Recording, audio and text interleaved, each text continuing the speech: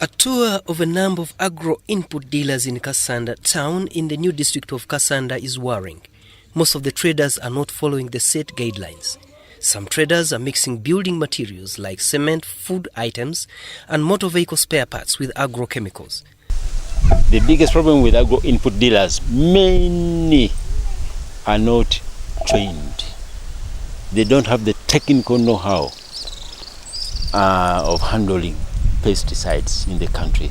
The farmers are crying foul over adulterated inputs, which has led to losses on the farm. Because the people selling us these whatevers, insecticides and all that, herbicides, they don't know exactly the dose.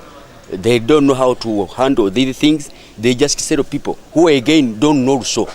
Somebody bought herbicides to go and dry and the grass, but he failed to select the right herbicide and ended up even drying the very maize. 3 acres. Over 50 agrochemicals have been condemned by the Ministry of Agriculture, Animal Industry and Fisheries. But in KASANDA district, these are still on shelves.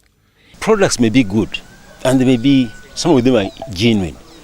But the problem is once a product is not registered, all products, all agricultural inputs that are to be used in Uganda should be registered. The Executive Director, Uganda Agro-Input Dealers Association, Chris Ibisintabio, is irked by the increasing counterfeits on the market.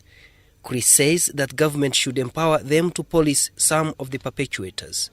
As UNADA, we are working with all stakeholders, including government, to ensure we fight this vice.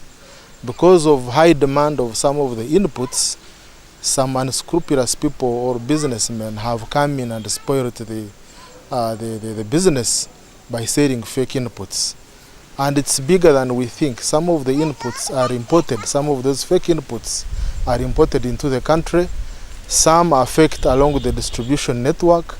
So we need to join efforts, and as an association, we are promoting a code of conduct and want to weed out those that are selling fake inputs, and with the support from government, because it is the role of government to enforce. According to interim chairman KASANDA Agro Dealers Association, Rukundo Fitumukiza Edward, the input dealers in Uganda are making losses due to a ban on some of the chemicals. But the challenge is that we had put our much money in buying these chemicals. And we are looking at most of our dealers have gone through loans, their creditors. So we are saying that we are requesting the Ministry of Agriculture together with the government so that they see whether they can give us grace period or sell-off period, so that we sell these chemicals and not to purchase the most that we have identified to be fake or not registered. KASANDA District Production Officer Samuel Katongole and the District Assistant COW Emmanuel Sempala say that such intervention by Uganda Agro-Input Dealers Association in the region is timely. When you look at the value chain system, the input dealers are part of those value chain actors. So there is no way you can leave out to those people. You have to train them so that they give our farmers the best services which is required in the commercialization process. So we need to keep them with the knowledge and skills, because they handle chemicals, and if they are mismanaged, they can be hazardous to either life, even aquatic life. We are here as a new district to improve services, particularly in production. We want our people to develop in production. And the agro-input dealers are urged to maintain quality. The quality of inputs that they give to our farmers will mean an improvement in the production levels of our farmers. KASANDA basically is an agro-district. It is a rich district, it is a fertile district where farmers are involved in coffee growing and maize growing.